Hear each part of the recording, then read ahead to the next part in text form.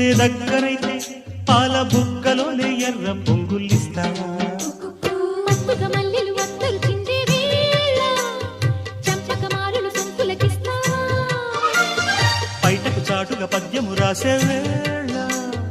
ఉప్పల మాలల కూపిరి పోస్తావా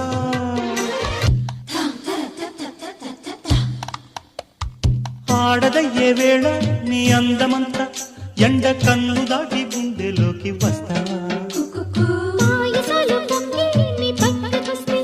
ముద్దు పారసాల ముద్దుగానే చేస్తావా